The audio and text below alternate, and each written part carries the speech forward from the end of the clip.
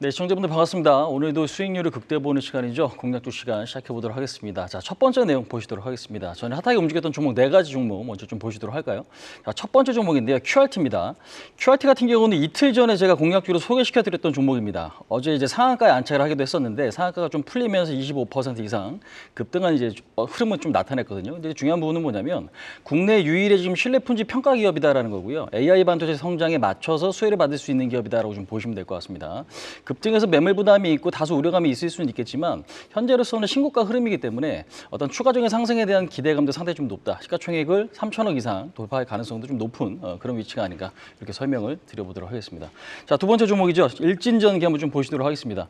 최근 시장이 어려울 때 가장 강력하게 또 잘 버텨준 종목이 전력인프라 관련주입니다. 근데 이제 그 안에서도 일진전기가 어제 급등을 했는데 사실상 최근에 수주장구가 좀 급증을 하고 있고 특히나 사업부 같은 경우는 전력사업부와 그다음에 중전기 사업부가 있죠. 중전기 같은 경우는 이제 변압기나 이런 쪽인데 이런 변압기나 이런 어떤 수주장구 수주장구가 지금 급증하고 있는 그런 모습이기 때문에 현재 향후 실적에 대한 기대감이 상당히 좀 큰 것 같습니다. 그래서 이런 부분들도 주가에 상당히 좀 도움이 되는 모습들이 나타나고 있고 추가적인 상승에 대한 기대감도 상당히 좀 높다 이렇게 좀 말씀드릴 수 있을 것 같습니다. 자, 세 번째로 한미반도체입니다. 한미반도체 역시 시장에 좀 관심을 계속 좀 받고 있는 이제 그런 종목인데요. 그저께 주가가 한 차례 좀 급락을 했죠. 우려감이 있었던 위치에서 어제 급증을 했는데 이유를 보니까 TSMC 실적도 물론 좋았지만 동사의 4분기 실적이 상당히 조금 의미 있었던 모습인 것 같습니다. 예상보다 100% 이상, 그러니까 컨센보다 100% 이상 실적이 좀 개선되는 모습들이 상당히 좀 양호하게 좀 작용을 했다. 그래서 21선 안착을 오늘 또는 다음 주까지 해준다면 그동안에 좀 지루했던 흐름의 어떤 변화가 나타날 수도 있지 않을까 이렇게 이야기를 드릴 수 있을 것 같습니다. 자, 지금 네 번째 종목이죠. 실리콘2 한번 좀 보시도록 할 텐데요. 스타일코리아닷컴이라고 하는 플랫폼을 운영하고 있는 기업인데 400개 브랜드, 그다음 100개 국가에 지금 도소매업을 하고 있는 기업이죠. 최근에 지금 화장품 관련주들은 박스권의 흐름을 보이고 있는 종목들이 상당히 좀 많은데 4분기에 대한 실적 기대감이 상당히 좀 있는 것 같아요. 지금 전년비 한 200% 가까운 매출액 증가, 영업이익 증가가 좀 기대가 된다. 그래서 지금 화장품 관련주도 면밀히 좀 잘 보셔야 될 것 같습니다. 자, 두 번째로 개장 전 체크 포인트 한번 좀 보시도록 하겠습니다. 갤럭시 S24가 어제 언팩을 좀 진행을 했습니다. 지금 그래서 갤럭시 S24 관련주들의 흐름이 상당히 어저께도 좀 좋았는데요.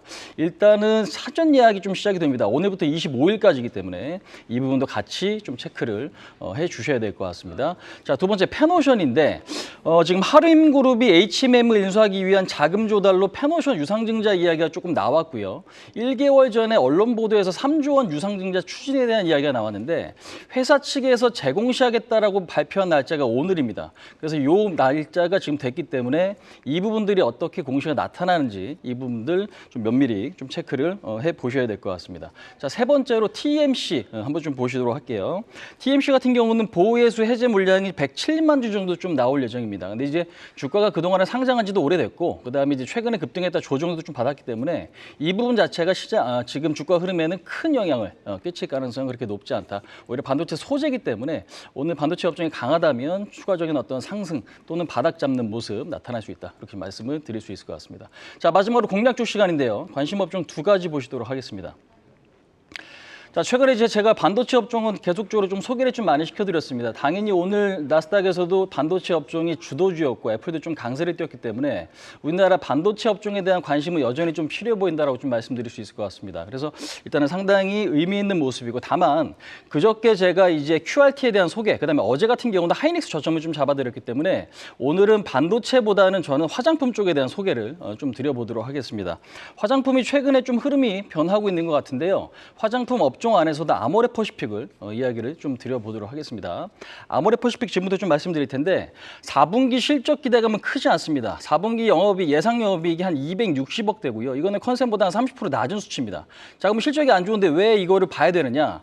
실적이 그동안은 부진했지만 앞으로의 어떤 성장 기대감에 좀 더 포커싱이 맞춘 모습인 것 같고요. 오히려 실적 악재가 나왔지만 주가는 어제 급등을 했단 말이에요. 이런 측면을 보면 뭔가 흐름에 좀 변화가 감지될 수 있는, 나타날 수 있는 그런 어떤 위치이기 때문에 아모레퍼시픽에 대한 지금 관심은 좀 필요하다고 말씀드릴 수 있을 것 같고요. 특히나 중국 쪽 매출 비중이 서서히 좀 줄어들고 있습니다. 비중국 쪽 매출 비중이 32%까지 지금 올라오면서 중국 비중은 여전히 높지만 매출 비중이 좀 낮아지고 있고 그다음에 이제 코사이렉스 자회사죠. 있는데요.